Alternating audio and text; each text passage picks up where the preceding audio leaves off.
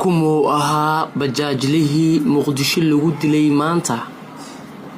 maxaa ka jira in hooyadii iyo walaashii uu waday xilliga la dilayay yaa dilka geystay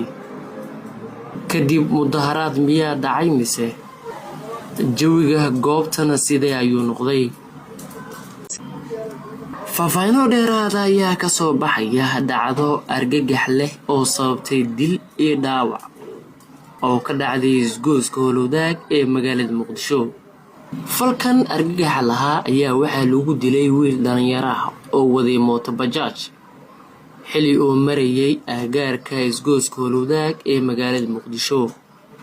waxaana toogtay bajaajlaha askari boolis ah oo ku sugan halkaasi arinta murugada leh ayaa in marxuumka oo lagu magacaabi jiray Maxamed Xeele oo xilliga la dilayay mootadu ku waday hooyadii iyo walaashii oo la soo wariyay inay goobta ku sooxeen kadib dilka wiilkooda sidoo kale wararka ayaa inta ku daraya in rasaas kale ay fureen kadib dilkaasi ciidamada booliska ee ku sugan barta control Howlwadaag sidoo kalena ku dhintay darawal kale oo ka shaqeynayay gaadiidka beelka halka mid kalena uu dhaawac soo gaaray xaaladda goobta ayaa ah haatan mid aad u kacsan waxaana ka bilowday dibadbax ay sameynayaan dad shacab ah oo careysan sidoo kalena waxaa goobta degdeg ku gaaray saraakiil ka tirsan ciidanka booliska si ay u xaliyaan xaaladda meesha ka taagan ma jiro ilaa hadda wax hadal oo ka soo baxay laamaha amniga dowladda oo ku aadan dhacdadaasi xanuunka badan ee maanta ka dhacday Muqdisho inta badan ciidamada dowladda ayaa dilka ka geystay gudaha caasimadda kuwaasi oo kordhiyay bileel soo dhaafay taa oo walaac badan ay ku abuurtay dadka rayidka ah haddaba kumu ahaa bajaajlihii Muqdisho lagu dilay ee banaabax weyn dhaliyay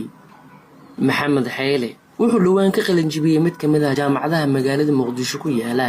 wuxuu ahaa dhalinyaro u shaqeynayay hooyadii iyo waalidkii sidoo kalena wuxuu ahaa wiilka kaliya ee reer ku shaqeeya wuxuu ahaa nin dhalinyaro ah cibaado badan afgaaban isla markaana dhalinyarada kale ee ku xirfadda ay aad u jecel yihiin maanta dilkiisa ayaana ku yimid in hooyadii ay doonaysay goob caafimaad uu soo waday isla markaana walaashii hore u soo raacday iminka hooyadii iyo walaashii ayaa weli meer daboolsan maadaama ka argagaxeen dhacdadii goobjoog u ahaayeen waxaana la sheegayaa Maxamed cid walba oo taqaanay inay dilkiisa maanta ka naxeen daawade wadankaadii maxay kula tahay bajaajlayaasha Muqdisho maalin walba lagu dilo askarta dishana aan cadaalad la horkeen maxaana canshuurta looga qaadaa hadiiba iyaga aan ilaalinin aragtidaadu ku aadanna qaybta hoose nugula wadaag si nashar garay